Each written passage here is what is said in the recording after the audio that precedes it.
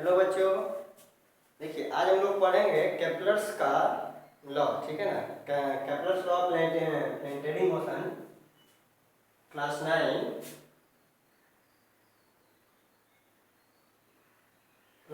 का हम लोग चैप्टर पढ़ रहे थे, 3 ग्रेविटेशन।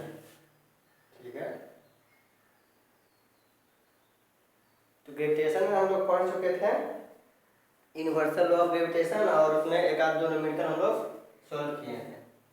आज हम लोग देखते हैं केपलर्स का नियम। केपलर्स का नियम, ठीक है। केपलर्स का नियम क्या कहता है? तो केपलर साहब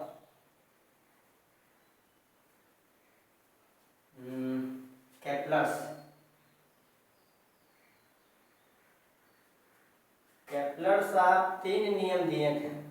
Kepler's law of planetary motion, Kepler's law of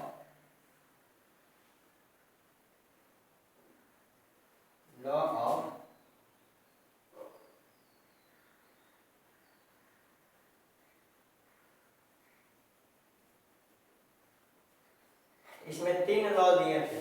सबसे पहले क्या था केपलर्स का नियम में कि सर सन जो है वो बीच में है, ठीक है, और बाकी जो प्लैनेट है मरकरी, वेनस, अर्थ, ठीक है, मरकरी, वेनस, अर्थ जो भी है,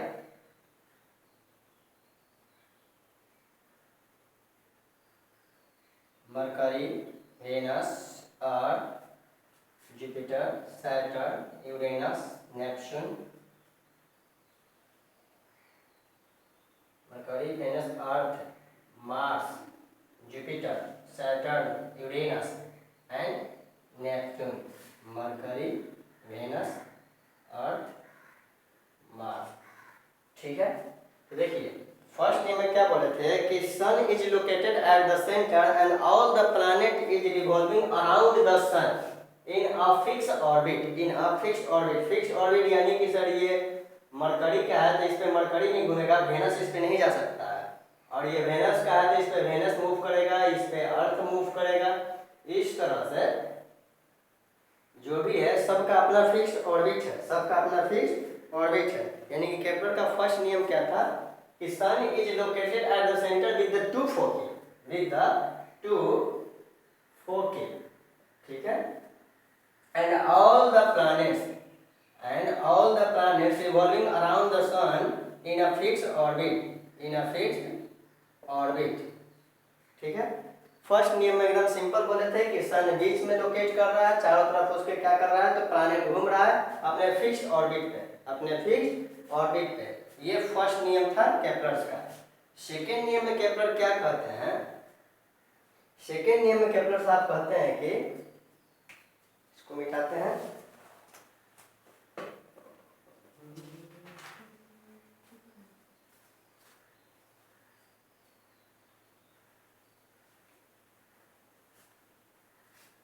the line join each planet moves revolving around the sun,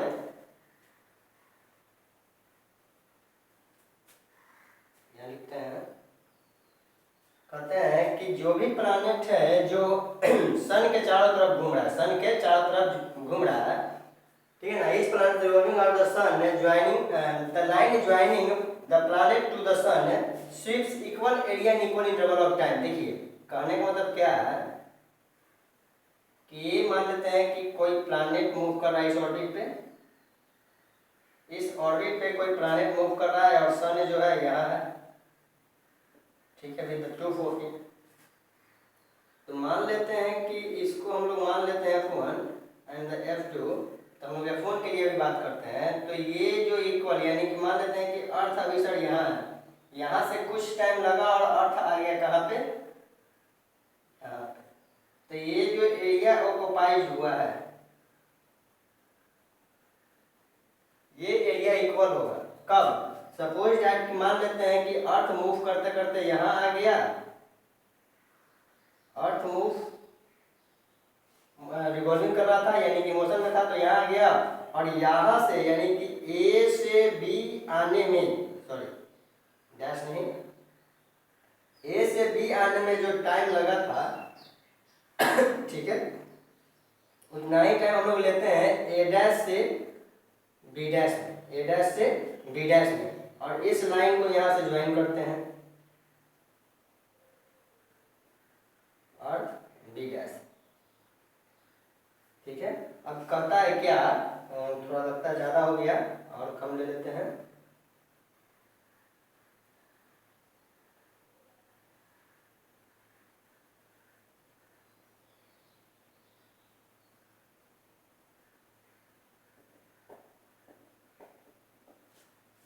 कहता है कि ये एरिया और ये एरिया इक्वल होगा।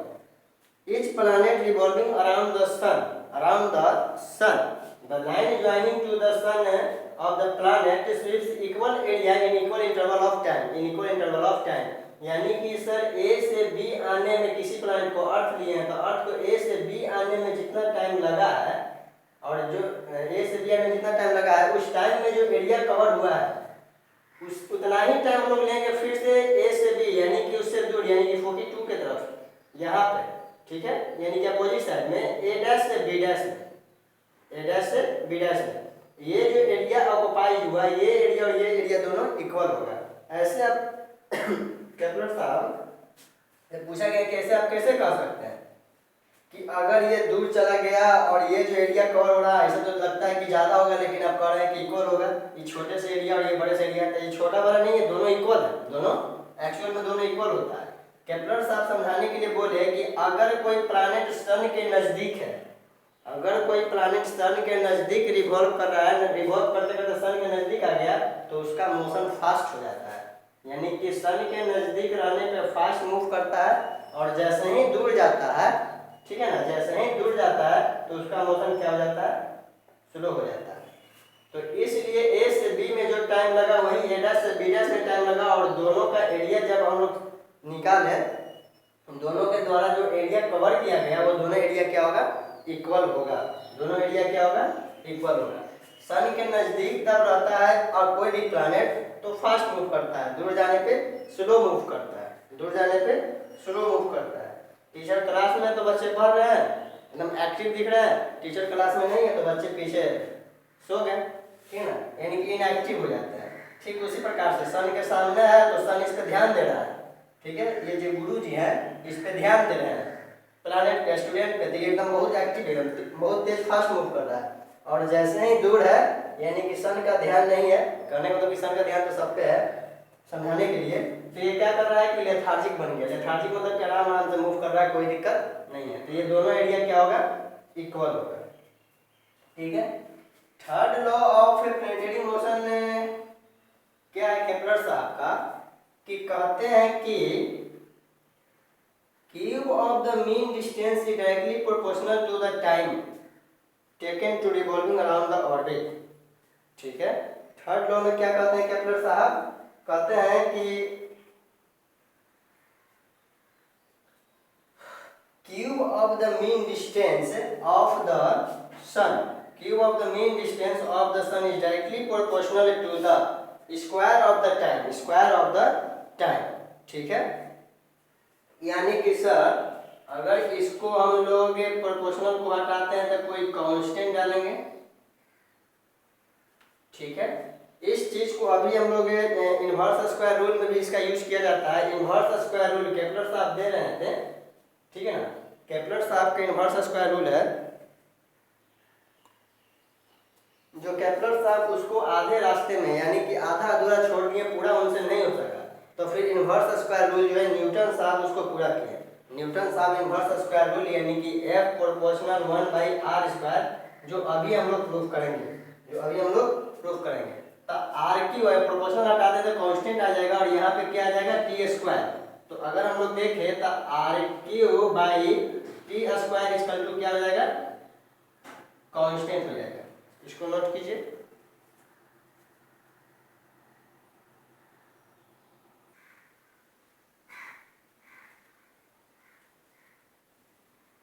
ठीक है, यानी कि फर्स्ट नेम में क्या बोले कि सन बीच में है, विद द ट्यूब की and all the planets move around the sun.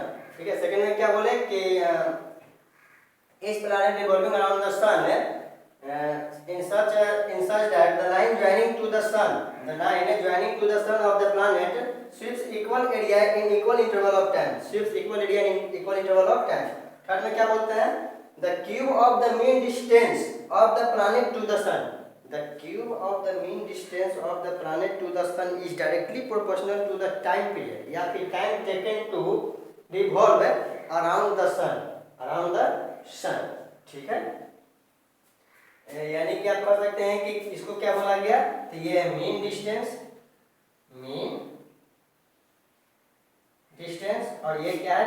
Time period, time period. The cube of the mean distance of a planet to the sun is directly proportional to the square of the time taken, या फिर square of the time period of the planet which are revolving around the sun, which revolving around the sun. ठीक है, ये था Kepler's का 3 नियम. अब हम लोग देखते हैं inverse square rule. Inverse square rule Newton के द्वारा दिया गया इनवर्स स्क्वायर रूल.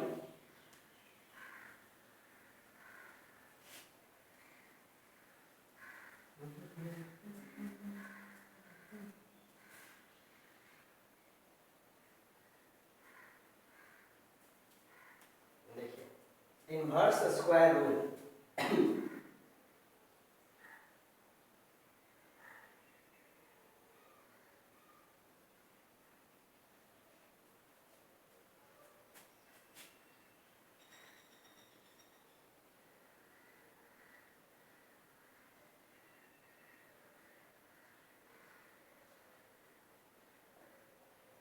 न्यूटन साहब दिए थे इनवर्स स्क्वायर रूल. न्यूटन साहब दिए थे इनवर्स स्क्वायर रूल, यानी कि इन्होंने प्रूफ किया था. क्या प्रूफ करना है अभी हम लोग को? F प्रोपोर्शनल 1/r स्क्वायर, यानी कि यही चीज इनवर्स स्क्वायर रूल में न्यूटन साहब प्रूफ किए थे. केपलर साहब इसको प्रूफ कर रहे थे, लेकिन वो बीच में रुक गए, किसी कारणवश उनसे नहीं हो पाया.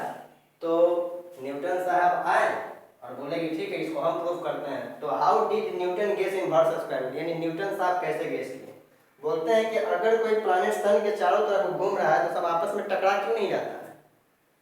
ठीक है, तो उस पर एक फोर्स लगता है, जिसको हम लोग कहते हैं centripetal force. All the planets revolve around the sun in its fixed orbit. ठीक है ना, वो ऑर्बिट कैसा होता है? तो इलिप्टिकल होता है. ठीक है, यानी इलिप्टिकल ऑर्बिट पे वो मूव करता रहता है और एक फोर्स उस पर लगता है. उस फोर्स का नाम है सेंट्रीपिटल फोर्स. और सेंट्रीपिटल फोर्स जो होता है वो कितना होता है? चलिए इसको यहाँ से हम लोग लिखते हैं क्योंकि थोड़ा बड़ा बनेगा. यानी कि F जो होता है वो mv स्क्वायर बाई आर होता है. इतना फोर्स उस पर लगता है. अब हम लोग देख रहे हैं यहाँ पे कि मास जो है, किसी प्लैनेट का जो मास होता है वो फिक्स होता है. यानी कि सर यहाँ से हम लोग लिख सकते हैं F proportional v square by r. F proportional v square by r, where m is the constant. m is the constant.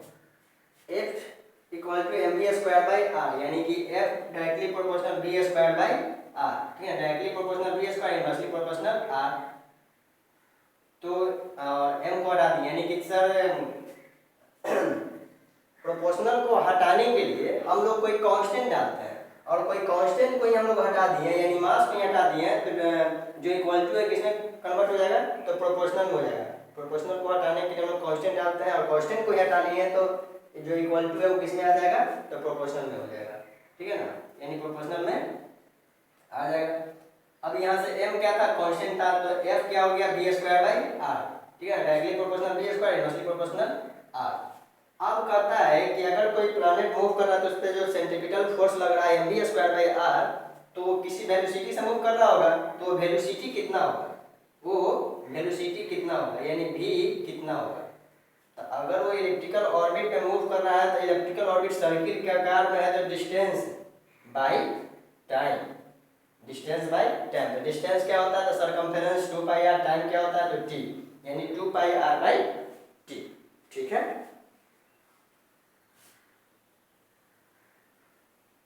यानी v इक्वल टू क्या हो जाएगा? 2 पाई आर बाई टी. अब यहाँ देख रहे हैं सर कि जो 2 पाई है वो कांस्टेंट है, तो यानी कि v प्रोपोर्शनल क्या हो जाएगा r by T, v proportional हो जाएगा r बाई टी,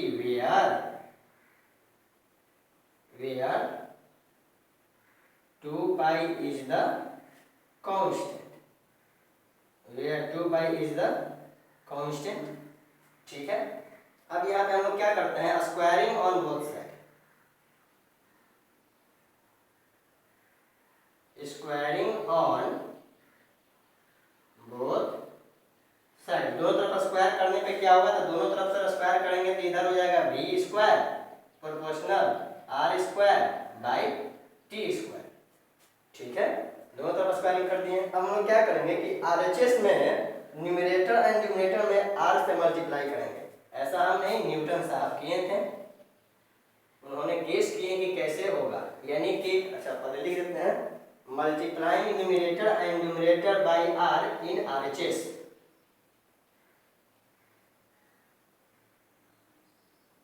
multiplying